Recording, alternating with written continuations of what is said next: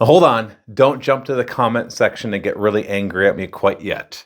I do want to talk about a maybe polarizing opinion that alternate activations is not the best activation system for any miniature wargame system out there, with few exceptions. But hear me out, because maybe that's slightly misleading, because maybe what I think is alternate activations is not what you're thinking of when we talk about alternate activations. I'm Matthew from Mini Wargaming, and I want to talk to you today about a game design decision which is incredibly important when you are designing your own game. And that is what kind of activation system you are going to use. Now, of course, we are probably all familiar with the behemoth of miniature wargames, which is Warhammer 40k, and also Age of Sigmar, and maybe Warhammer Fantasy as well, which use what we call an I go, you go system. Age of Sigmar, not quite, but Warhammer 40k and Warhammer Fantasy for sure. I go, you go means that I do my entire turn, and then you do your entire turn, and we go back and forth. Now, even that is misleading, because technically neither of the systems are 100% I go, you go. For example, in Age of Sigmar, it is actually random, the order of the turns. So it's quite possible that it's I go, then you go, and then I go. Also in Age of Sigmar and 40k, there are ways to react to what your opponent is doing, sometimes in the form of stratagems, or in the case of close combat, you can pick back and forth who is going to be fighting and when. And that goes with Warhammer Fantasy as well. So technically it's not a perfect I go, you go system, because you can interact with your opponent at the same time. But it is a far stretch from alternate activation systems where you have a single unit or model activate and do whatever it's going to do, and then have your opponent do the same thing and go back and forth until you both have activated everything, usually once, although there are some exceptions to that as well. And then the round is over and you go to the next game turn. Now, I want to talk about the problem with alternate activations and how it most likely is not even in any game that you've ever played.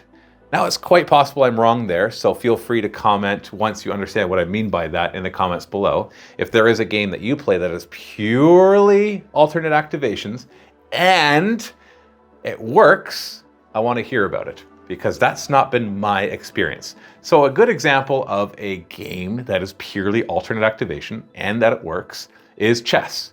And chess is not technically a miniature war game, but it's still good as an example. Now, the reason chess works, and it actually doesn't 100% work because there's a slight win rate for white over black at the grandmaster level. At the lower levels, it probably doesn't matter, is that it is perfectly symmetrical. You both have exactly the same number of units and the same type of units. The only real difference is in the slight difference of the position of the queen, which is even technically symmetrical as well. And then, of course, who gets to go first, which has a slight advantage, at least at the higher levels. But when you look at other games, like there might be other games that you're thinking, but Matthew, this game has alternate activations, like Star Wars Legion or Necromunda, or if you've actually played at Warhammer 40k's Apocalypse, or Warcry, or Battletech, or Bolt Action, or fun games like This Is Not a Test. But really, for the most part, none of those have pure alternate activation. They have ways to manipulate it, with the exception of at least the edition that I've played last of Warcry. Now, Warcry is a really fun game. Now, the Games Workshop has taken to making these smaller games that feel more like board games than actual miniature war games, but we'll put that aside for a second. What I mean by this is that Warcry is fun because you have a skirmish-sized game on a small table and you can have a lot of fun with that. But I played a bunch of games of it, at least I don't know if it's on a new edition or whatever, but it was a little while ago that I played this. It's probably a couple years ago now. And I know there's been a lot of new stuff coming out since. But when I played it, I was having so much fun. There's all sorts of cool strategies you could do until my opponent, who was here for quite a few days of filming, discovered one fatal flaw. And that is, if you just spammed a lot of useless troops, then what you could do is you could activate your useless guys first, and that forces your opponent to finish activating everything else, and then all that's left is your good stuff. Now, in a game like Warcry, where close combat is so key, which there's not nearly as much shooting as in other games, that's a big deal, that you get to control who gets to move forward and who gets to attack. Also, in Warcry, you don't get to attack back. So when I activate, I move up. If I get into close combat with somebody and I attack them, it's just me attacking them. There's no interaction right there, whereas some other games might have it that in close combat, that you both get to attack each other either at the same time with a dice roll off, or at least if they don't die, they get to hit you back. So there's always a little bit of risk involved in getting to close combat. In Warcry, that's not the case. The only risk is if I don't kill you and you haven't activated yet, then you can attack me back. That's the risk that you're taking. So he discovered that you could just have a bunch of throwaway troops, and they could activate and burn through your opponent's activations, and then they could activate their good guys and jump into combat and win, or jump on objectives and win. And that actually ruined the game for me. Until, we discovered that that was the case, and we made a house rule, or at least a gentleman's agreement, to stop doing that. Warcry takes it even one step further, and makes it even worse, because one of the actions that you can do is to hold. So whenever you activate a unit in Warcry, you gain 2 actions, but one possible is to hold, which means their activation is over, but you can actually activate them again to do their second action later on.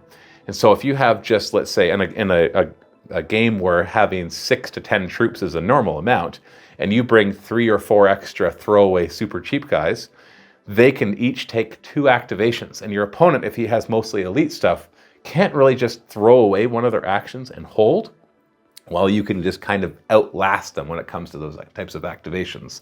So it really didn't work. Even though the game itself has a lot of good things going for it, the activation system definitely was not one of them. Now, other games seem to find ways around how this works. For example, Battletech is a good example of a game that sounds like it has alternate activations, because I'll go and then you go and then I'll go then you go, but not the entire army, but just like a unit.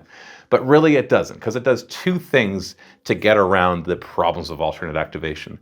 The first problem of alternate activation, and then I'll talk about Battletech, is that if there's an uneven number of units or models on each side, then obviously you're going to have an issue with the person having less activations is going to be done before the person who has more. This can actually be a problem for either player.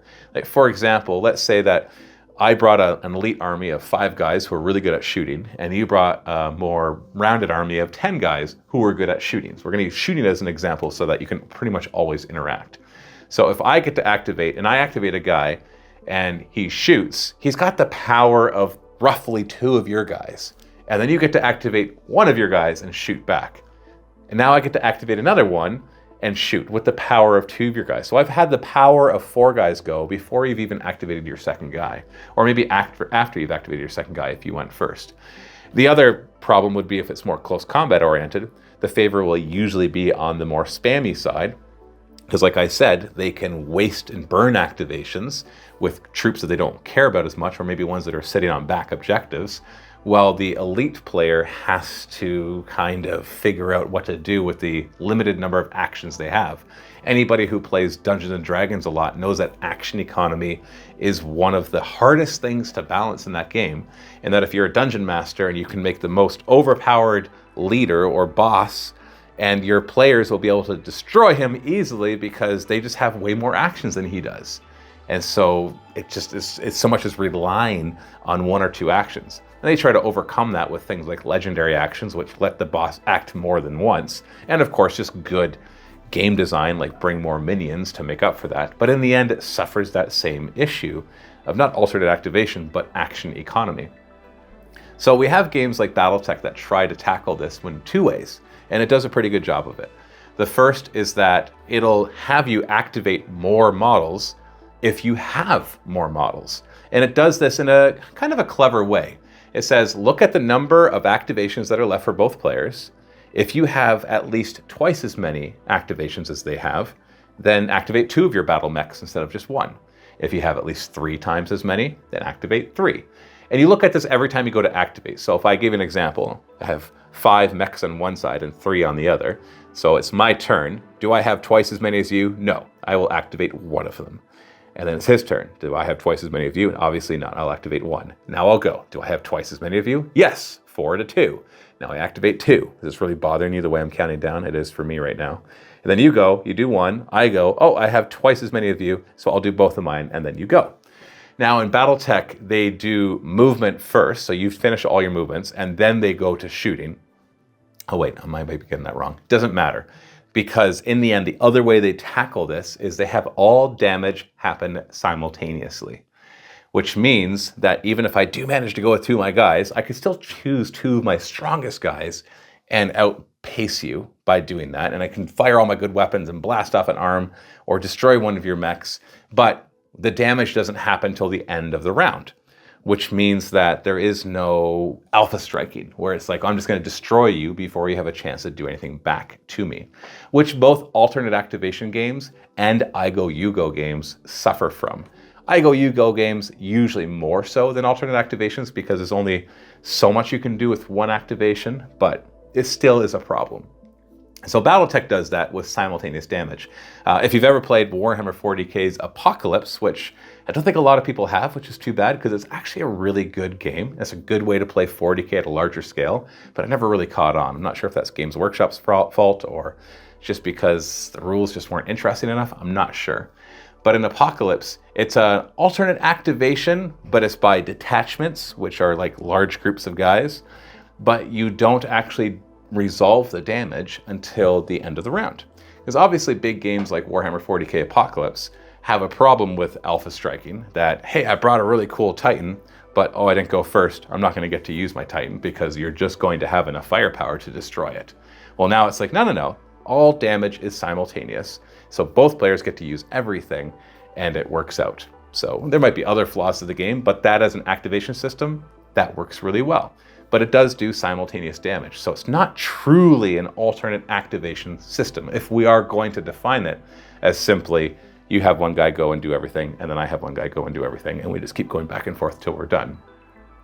And you might be thinking, well, what if a game has it so that the design has you having a similar number of models per side? The problem is you still end up with a different number of models per side as the game progresses. I should go back to the chess example. It's not truly an alternate activation system because you can activate the same unit over and over and over again.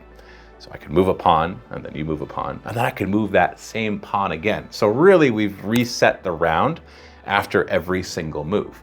Now that's an interesting one because we get a game like Infinity, which is an I Go, You Go system, but it adds in 2 really interesting things to tackle the problem of feeling like you're not really getting to play until it's your turn. In fact, I believe their tagline, or one of their taglines was, it's always your turn.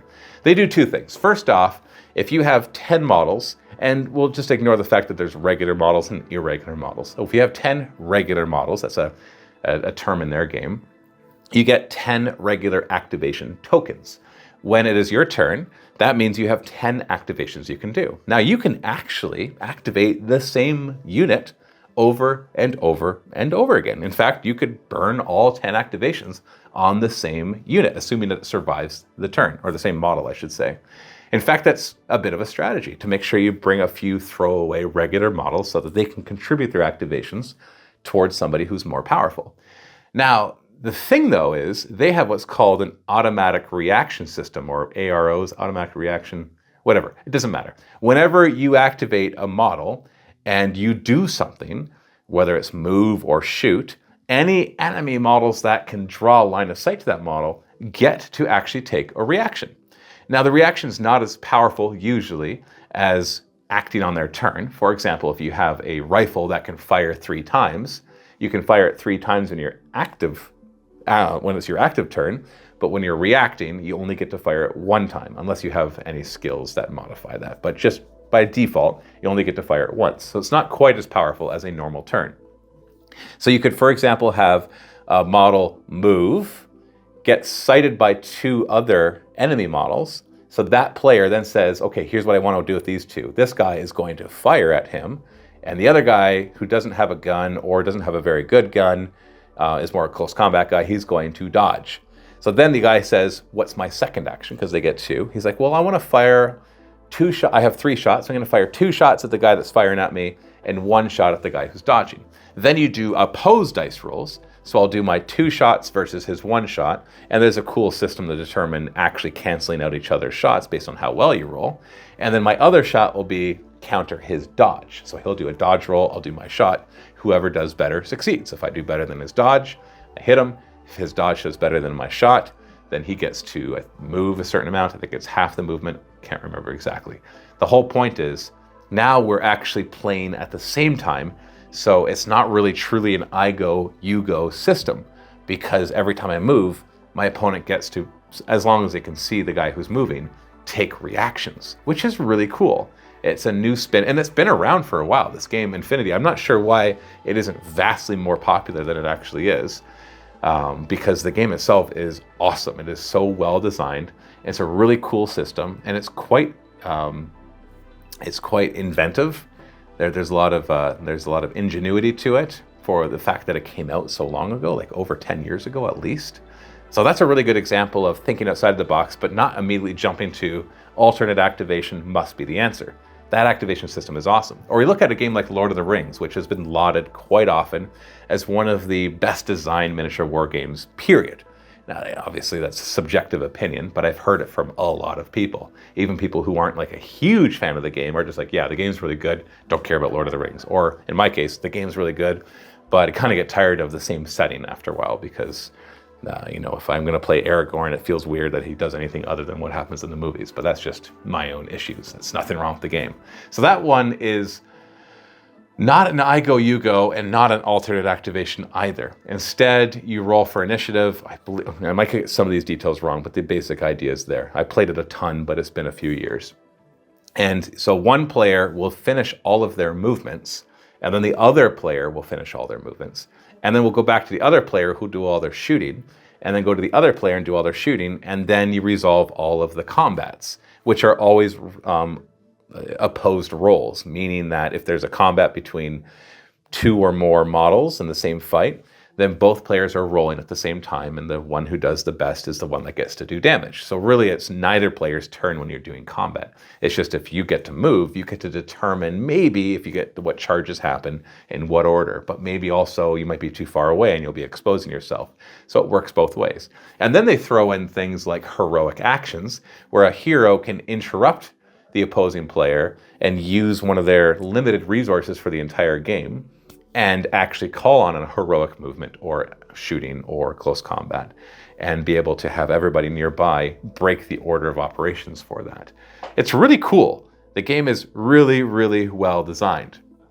It doesn't scale up very well. If you try to play a really large game, then it can get a little tedious, which is another problem I have with alternate activation. It can get difficult to know who has and who has not activated. Now, of course, you can do things like put tokens on the table, but I don't like a game that requires 1 million tokens on the table because I love terrain and I love the gaming board to look really awesome. And to me, tokens break the immersion of the game. Now, I don't think that you shouldn't use tokens. I just don't like if you're using a lot of tokens. So already, if you have an alternate activation system, you're going to need tokens to keep track of who activated. So it's going to limit how many more tokens that you're going to want to use in your game design, at least from my point of view, because they do clutter up the table. What other games can we talk about? Oh yes, then we have games like Bolt Action, which is neither I go, you go, and it's not alternate activations. Now, it also, the game that I designed, Ravaged Star, the rules, I designed the rules for Ravaged Star. I didn't design the entire game. That was from Dave and from Rob from Lazy Squire and Nicola from iDemo Games, but I wrote the rules for it.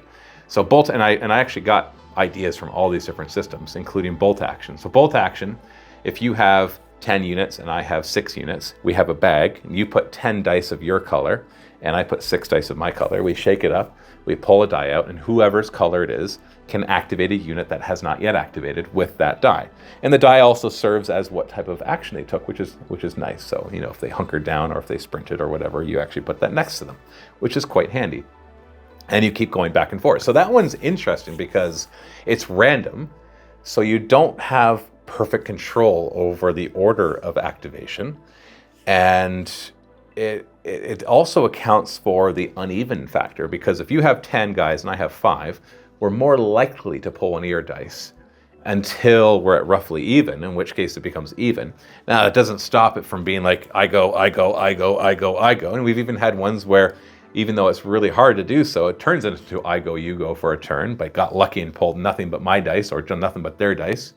And then you get things like double activations, where the last thing to activate, I saved the tank for last, and then the next turn, the first one is my tank, so the tank gets to go twice. But that's pretty much any alternate activation system will have the issue of double activations because of that.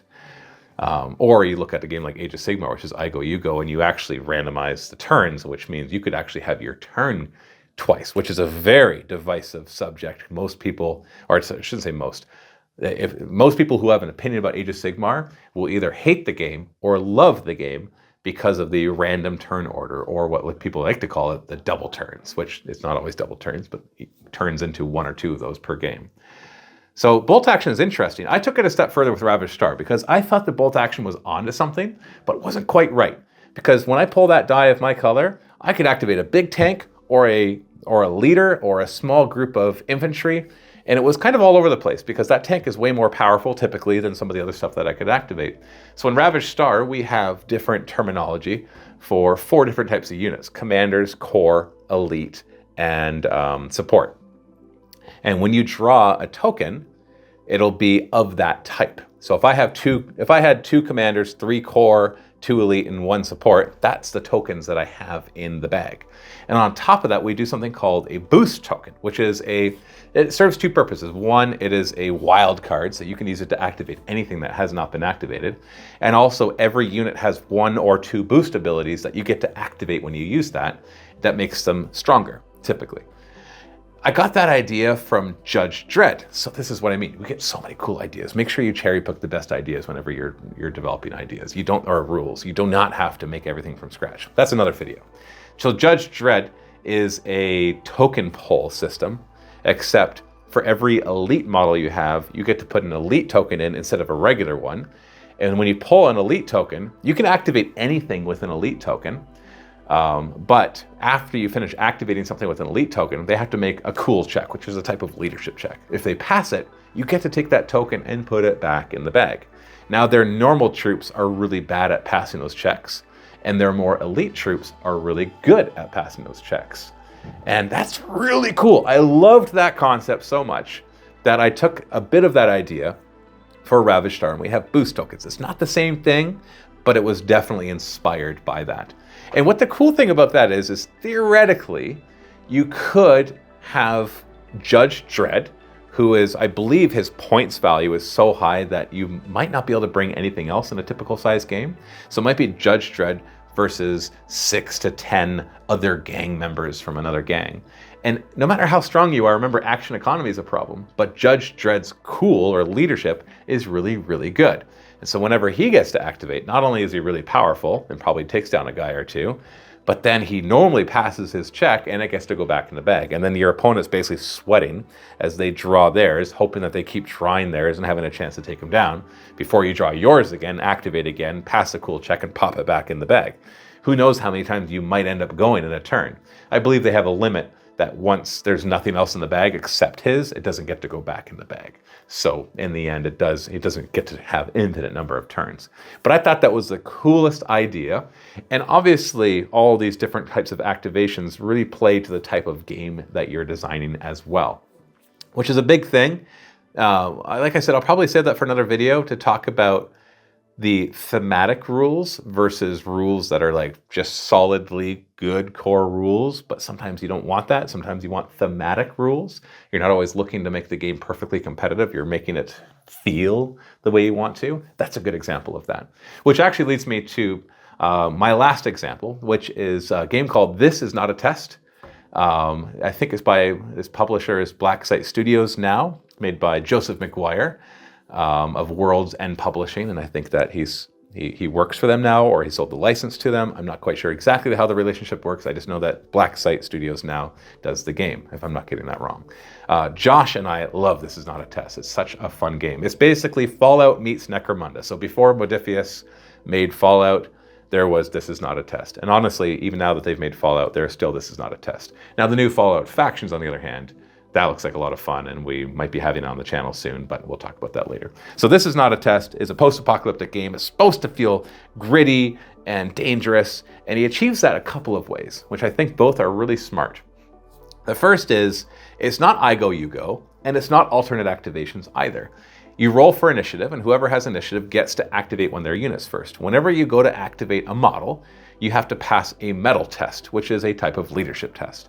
If you pass it, then you get to take 2 actions, and then you get to activate another model. And if it passes its mettle test, its leadership test, it gets to take 2 actions, and then you get to choose another one. But as soon as you fail that leadership test, you only get to take 1 action, and the play passes to your opponent. On top of that, you might think, well, that person could just chain a bunch of those, and they do, but there's another caveat, which I love. When you shoot, not close combat, but when you shoot, if you hit somebody, you just mark that you've hit them with whatever strength of the gun that you hit them, but you don't know if you actually hurt them, which, to be honest, is not super likely, but it depends on the weapon, of course. Like, most of the time, it's like, yeah, I have a 60, maybe 70% chance of actually wounding them, but I don't know. And you don't resolve those until you fail one of your mettle tests, and then you resolve all of the shots that you made. So you shot a guy or a zombie that's about to get to you, and you hit him, and you're like, I think that killed him, but I don't know. So when my next guy activates, do I shoot that same zombie who might already be dead, or do I shoot a new one?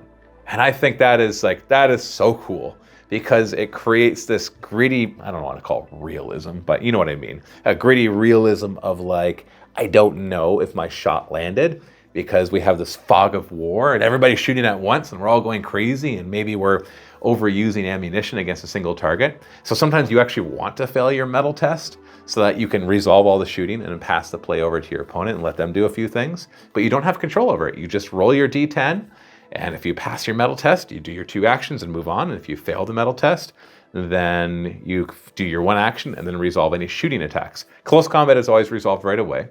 In the words of the designer, Joseph McGuire, he basically says in the rule book something along the lines of, close combat is usually quite obvious who wins. If I run up to somebody and smack them with a club and they fall down, everybody else can see that relatively quickly. Whereas as we're all shooting at the same time, it can be hard to know which targets are down and which ones need to get shot even more. So awesome, awesome job there, Joey. Such a cool idea. Not sure where you got it from or if he just made it up. Either way, it is really, really cool. So I guess that's what I mean when I say alternate activations is not the best way. But I want you to tell me in the comments, do you know of a game that is truly and purely alternate activations? And when I say that, I mean I pick a unit or a model and I activate them and do everything, and my opponent doesn't really have a way to react. Maybe we fight in close combat and back and forth, but for the most part, you just do my thing, and you just sit there and watch, or maybe you roll your saves or something, but in the end, you don't make any decisions. Do you play a game that's like that, that does not mess with activations in any other way? And if so, what's the game? And do you think it works for that game? And I have a funny feeling that for the most part, you're not going to be able to come up with examples. So that's the challenge right there. Or you'll give me an example and it'll turn out that no, they actually do mess with it in a way that you're not really thinking about, such as simultaneous damage or having reaction orders or stratagems that you can use as your opponent does stuff to manipulate the situation, whatever it might be. So let me know in the comments. I'd like to know. In the meantime, happy wargaming.